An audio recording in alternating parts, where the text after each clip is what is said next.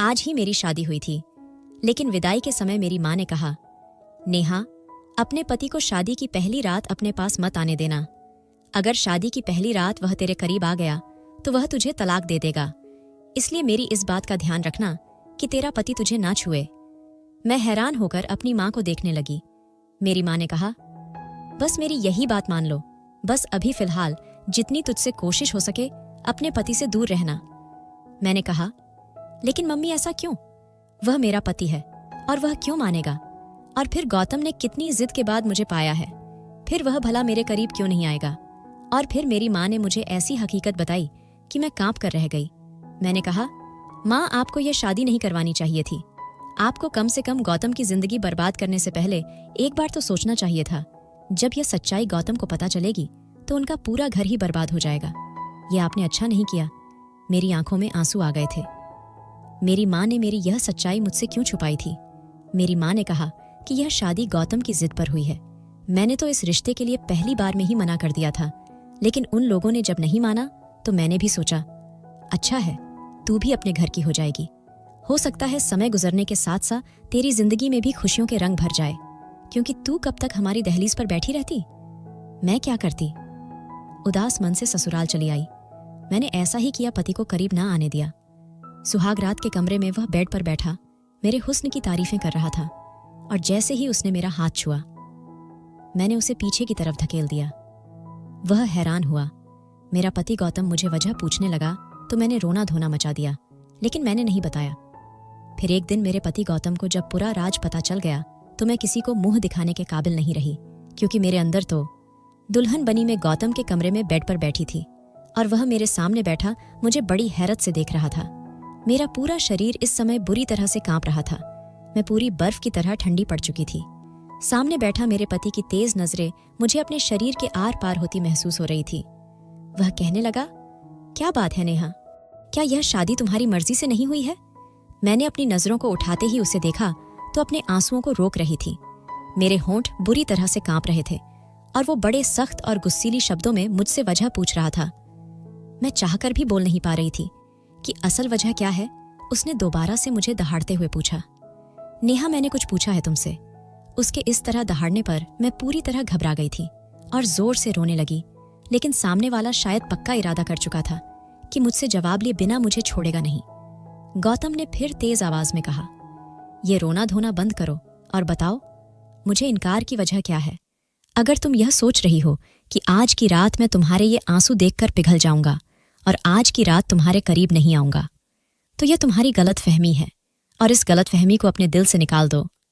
यह कहकर उसने मेरा हाथ अपने हाथ की सख्त पकड़ में लिया था, जो बुरी तरह से कांप रहा था। मैंने अपना हाथ खींचने की कोशिश की तो वो मेरे और भी करीब आ गया। कहने लगा, क्यों नेहा, क्यों मेरा इम्तिहान ले रही हो?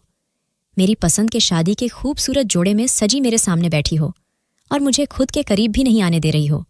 आखिर मैंने ऐसा कौन सा पाप कर दिया है, ऐसी कौन सी गलती की है जो तुम मुझसे यूं दूर भाग रही हो?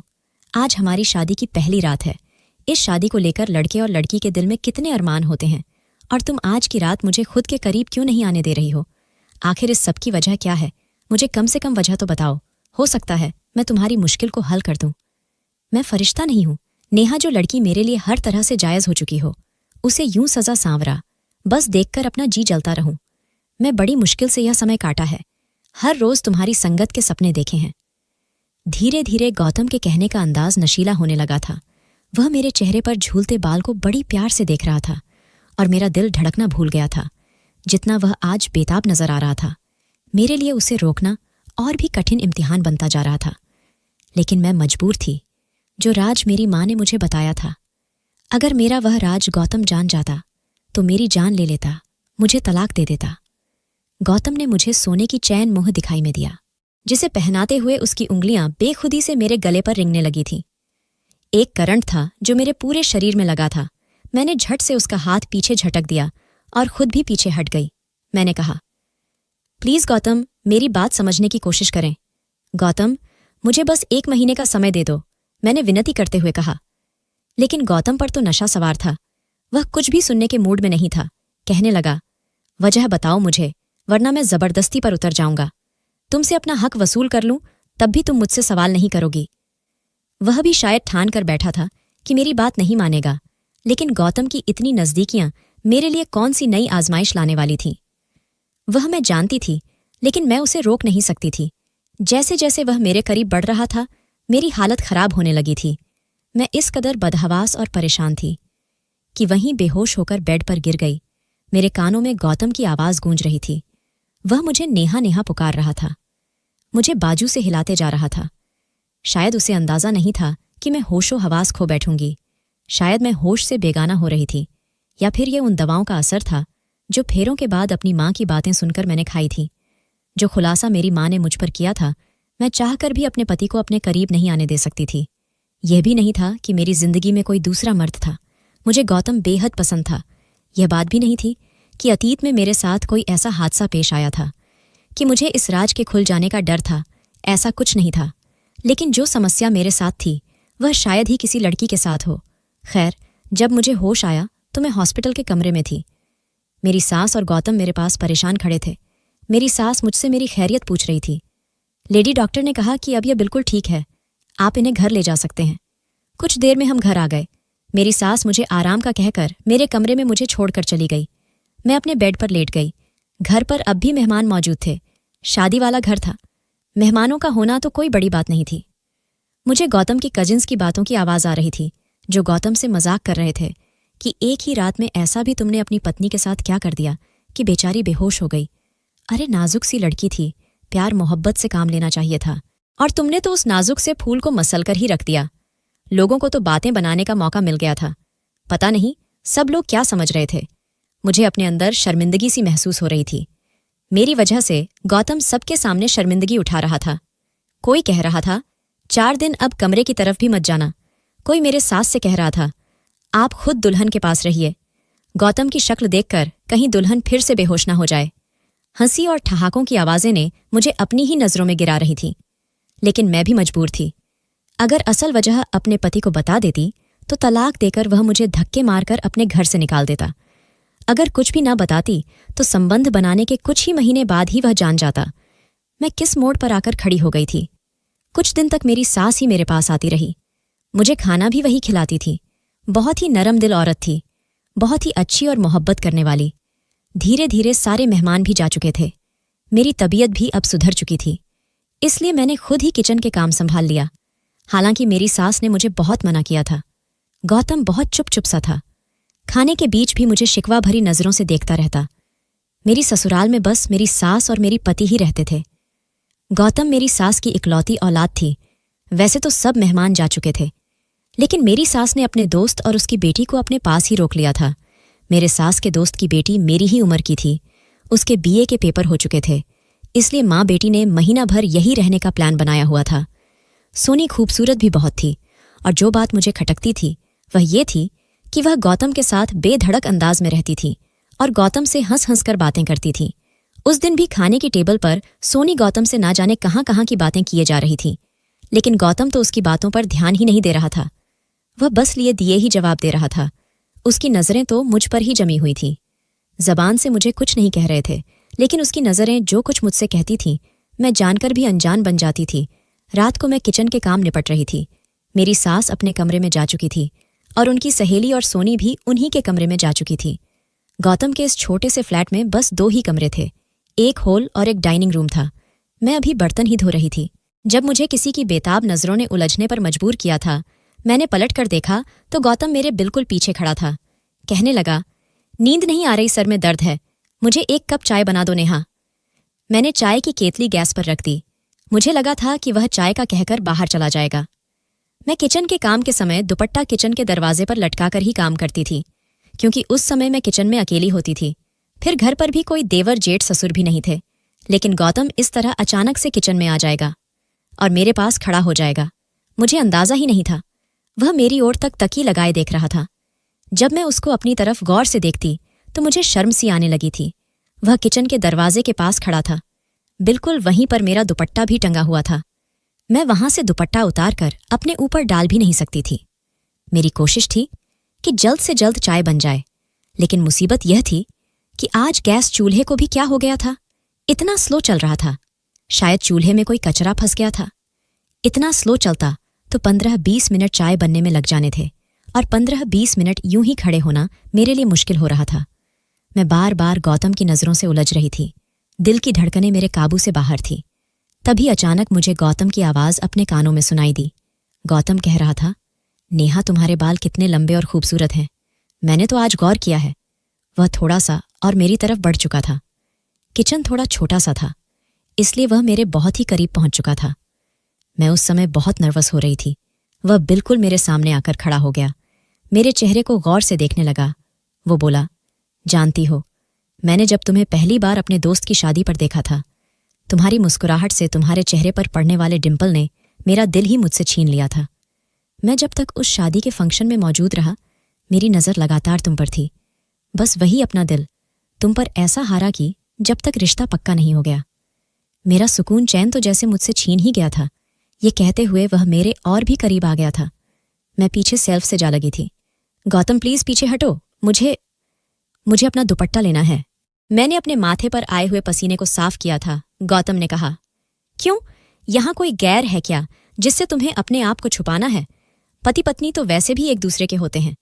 गौतम मुझसे और भी करीब हो गया और मुझे कमर से पकड़ लिया और अपने होंठ मेरी गर्दन पर रख दिया। उसकी गर्म गर्म सांसों से मैं पिघलने लगी थी। मेरी हालत अब और भी ज्यादा खराब होने लगी थी। इससे पहले कि वह मेरे चेहरे को अपने हाथों में लेता, मैं उसे पीछे धक्का दिया और किचन से बाहर निकल गई और तेजी से अपने कमरे में जाकर दरवाज़ा बंद कर लिया। मैं कैसे गौतम की बढ़ती हुई बेकरारियों को रोक सकती थी? वह पति था मेरा, मुझसे मोहब्बत करता था। उसने अपने दोस्त की शादी में मुझे पसंद कर लिया था और मेरे घर रिश्ता भेज दिया था। मेरी माँ ने पहले पहले इस रिश्ते के लिए मना कर दिया था और जब तक यह रिश्ता पक्का नहीं हो गया था, उसने हमारे घर की दहलीज नहीं छोड़ी थी। वो ना जाने कब से मेरे इंतजार में था और जब आज मैं उसकी पत्नी बनकर उसके घर में मौजूद थी, तो वह मुझे जी भरकर प्यार भी नहीं कर सकता था क्योंकि मैंने उसे इजाज़त नहीं दी थी। वह अपनी जगह सही था, लेकिन जिस मुश्किल में मैं फंस चुकी थी, वह मेरे लिए एक मुसीबत बन गई थी। टेंशन के कारण मैं रोने लगी थी। पत्थर की तो मैं भी नहीं थी। एक नेचुरल सा रिश्ता था। जितनी मेरी मोहब्बत और संगत की तड़प गौतम को थी, मैं भी उसकी संगत के लिए तड़प रही थी। जी चाहता था कि उसकी मजबूत बाहों में समाकर दुनिया के सारे गमों को भुला दूं, लेकिन बस मेरी मजबूरी मेरे आड़े आ जाती थी।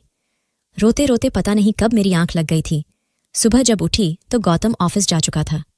मैंने अपनी सास से गौतम की इतनी जल्दी ऑफिस जाने की वजह पूछी तो मेरी सास ने कहा, पता नहीं, कह रहा था ऑफिस में कुछ जरूरी काम है। मुझे याद आया, मैंने तो रात भर अपना कमरा अंदर से लॉक रखा था। शायद गौतम वही हॉल में सोफे पर ही सो गया होगा। उसके कपड़े और बैग वगैरह भी तो कमरे में ही थे। मैं समझ गई, गौतम ऑफिस नहीं गया, बल्कि वह घर से कहीं चला गया है।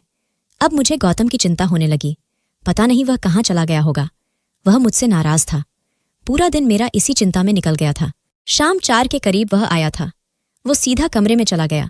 उसके बाद से गौतम ने मुझसे बातचीत करना बिल्कुल बंद कर दी। वह बिल्कुल भी मेरी तरफ नहीं देखता था।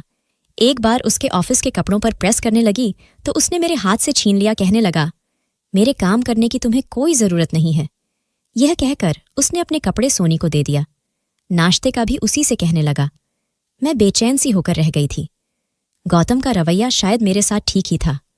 वह कब तक मेरे साथ नरमी से रह सकता था, लेकिन मेरी जान पर उस समय बनाई जब मैंने सोनी को गौतम के आगे पीछे घूमते देखा। वह बड़ी खुशी से दौड़ दौड़ कर गौतम के सारे काम कर रही थी। हैरत तो मुझे यह देखकर भी हुई कि शाम को जब गौतम ऑफिस से वापस आता था, उस समय सोनी नई दुल्हनों की तरह तैयार होकर दरवाजे पर खड़ी रहती थी। जैसे ही गौतम अंदर आता, सोनी भागकर उसके करीब जाती, उसे मुस्कुराते हुए हेलो कहती और उसके हाथ से बैग ले लेती। जो जिम्मेदारी मेरी थी, वह बड़ी खुश दिल्ली से सोनी निभा रही थी और मेरे अंदर तो जैसे आग ही लग गई थी।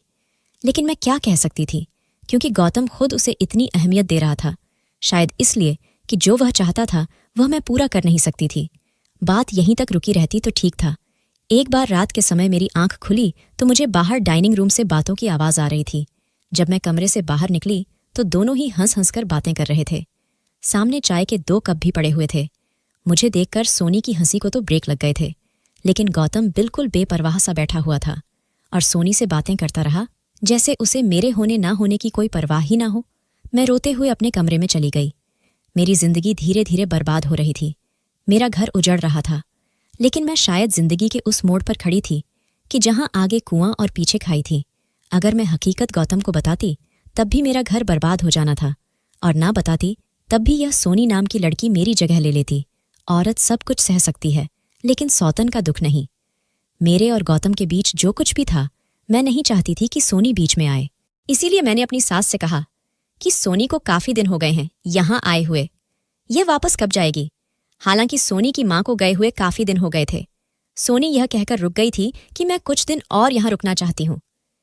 मेरी सास कहने लगी कि मैं भी उसे कह चुकी हूं कि अब तो तुम्हें आए हुए बहुत दिन हो गए हैं, तुम अब अपने घर जाओ। लेकिन यह गौतम है कि उसे मना किया जा रहा है।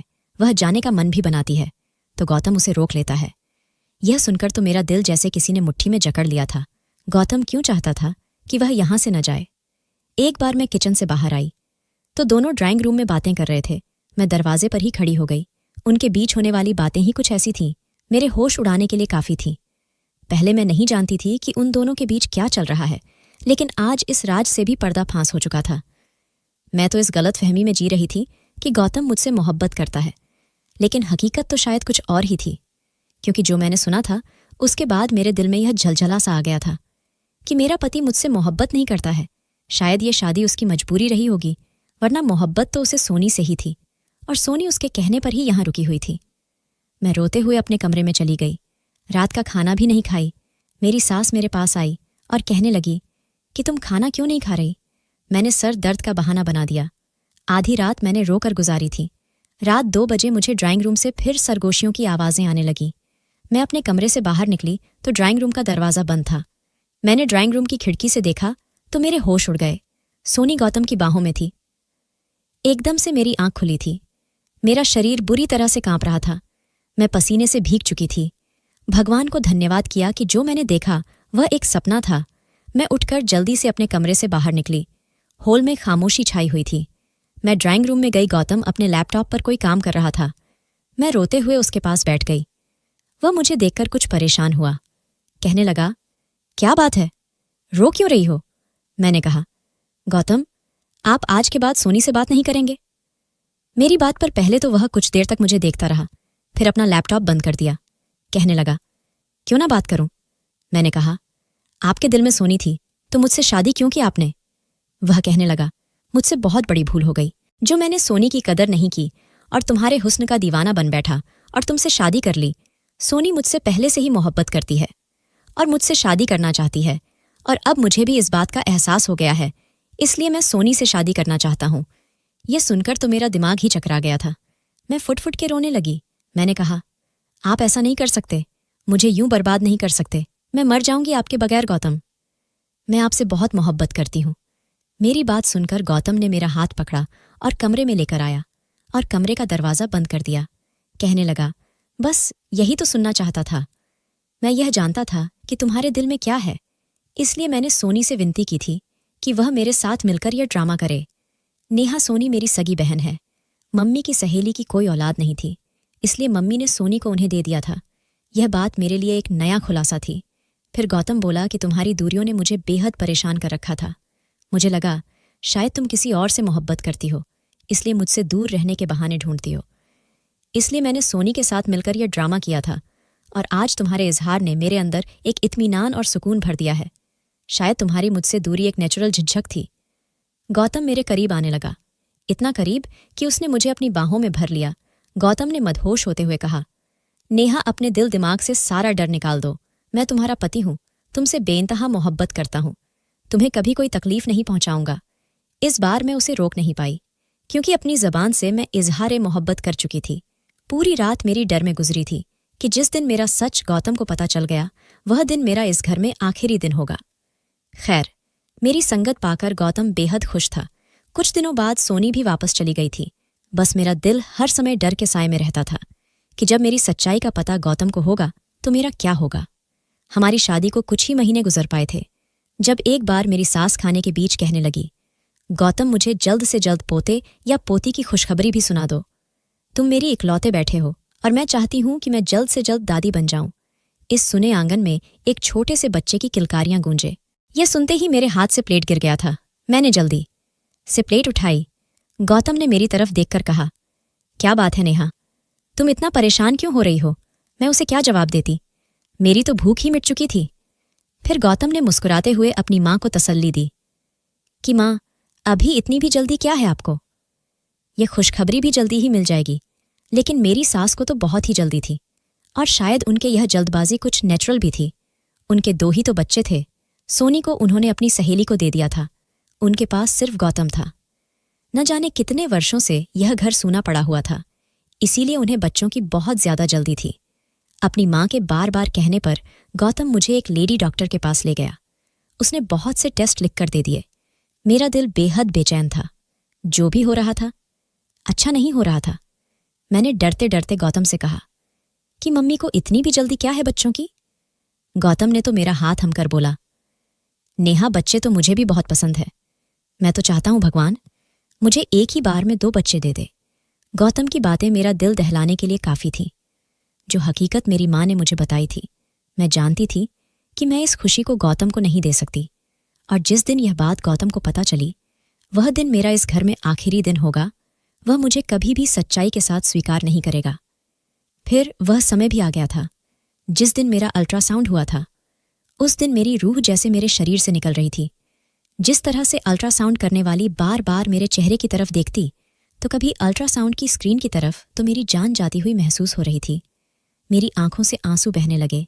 मैं डॉक्टर से विनती की कि वह मेरे बारे में मेरे पति को कुछ न कहे, लेकिन वह कहने लगी, यह तुम कैसी बातें कर रही हो? हमें ये ऑन ऑर्डर नहीं है, और वैसे भी अगर मैं नहीं बताऊंगी तो कोई और अल्ट्रासाउंड वाला बता देगा। यह बात ज्यादा दिनों तक छुप नहीं सकती। भलाई इसी में है कि आप अपने पति को खुद ही सच्चाई बता दें। मैं उससे विनती करने लगी कि मेरा घर टूट जाएगा, लेकिन शायद मेरी किस्मत ही खराब थी। मेरी रिपोर्ट गौतम तक पहुंच गई थी। जैसे ही लेडी डॉक्टर ने वह रिपोर्ट देखी तो मुझे हैरत से देखने लगी, और उसने मेरे रिपोर्ट की सारी सच्चाई गौतम को बता दी। और मैं यूं थी कि पत्थर की तरह कुर्सी पर बैठी हुई थी। मेरा सच गौतम को पता चल चुका था। गौतम के बदलते हवाल और बदलती रंगत मेरी जान निकाल रही थी। घर जाते ही मेरे सास ने गौतम से मेरी रिपोर्ट्स के बारे में पूछने लगी तो गौतम कहने लगा, अभी डॉक्टर ने कुछ नहीं बताया है। ये सुनकर मुझे थोड़ी राहत मिली, क्योंकि अगर मेरी सास को पता चल जाती तो उसी वक्त मेरे हाथ पकड़कर मुझे घर से निकाल देती। मैं चुपचाप अपने कमरे में चली गई थी। उस समय मेरी बेचैनी अपने चरम सीमा पर थी। मेरी जान निकली हुई थी। गौतम न जाने कमरे में आकर मुझे कौन सी सजा सुनाने वाला था। गौतम जब कमरे में आया तो उसकी आंखें लाल थीं। मेरा दिल था कि धड़कना भूल गया हो। मेरे आंसू बह रहे थे। वह मेरे पास आकर बैठ गया। कुछ देर मुझे खामोशी से देखता रहा। उसने जवान से तो कुछ नहीं कहा, लेकिन नजरें जैसे बहुत कुछ कह रहे थे कि इतनी बड़ी बात मुझसे क्यों छुपाई। मैं बस लगातार आंसू बहा रही थी। मैंने खुद को तकदीर के हवाले कर दिया था। थोड़ी देर बाद गौतम कहने लगा, बस एक बात बता दो नेहा, क्या तुम यह बात पहले से जानती थी? मैंने ना में सिर हिला दिया।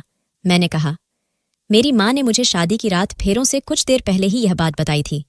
यही वजह थी कि मैं आपको अपने करीब आने से रोक रही थी, ताकि आप यह सच जानकर मुझे तलाक ना दे दो। यह कहकर मैं रोने लगी।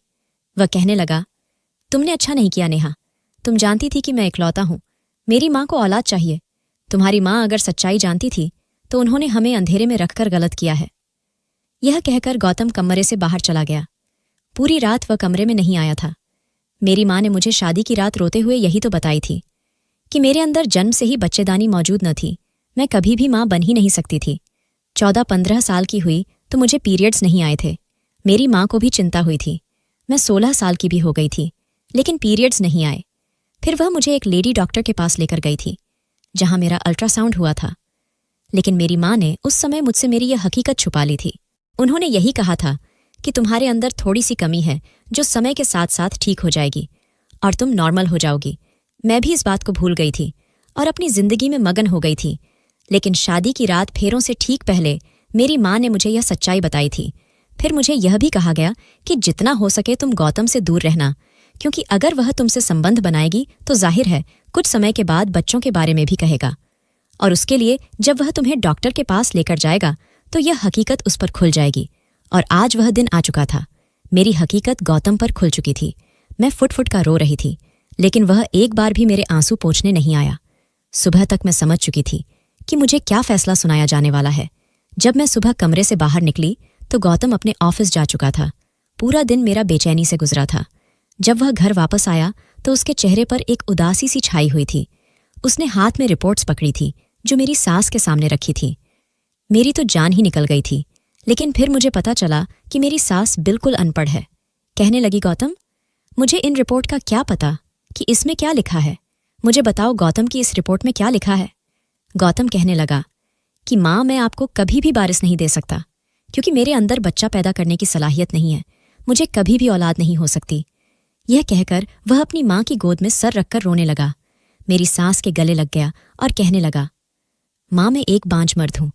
भगवान के लिए मुझे दोबारा औलाद के लिए मत कहिएगा। मैं आपको सब कुछ दे सकता हूँ सिवाय औलाद के। यह सुनकर मेरा रंग फीका पड़ गया था। गौतम ने हर बात खुद के ऊपर ले ली थी और मुझे हर चीज से आज़ाद कर दिया था। मेरी सास भी रो रही थी और मैं हक्का बक्का अपने पति को देख रही थी कि मर्द का कौन सा रूप था जो मेरे सामने गौतम की सूरत में था। मेरी सास ने जब खूब सारे आंसू बहा लिए तो कहने लगी, कोई बात नहीं गौतम, तू अनाथ आश्रम से कोई बच्चा ले लेना और हम उसे अपना समझकर पाल लेंगे, लेकिन तुम अपना दिल बुरा मत करो। मैं कभी तुम्हें दोबारा औलाद के लिए नहीं कहूंगी।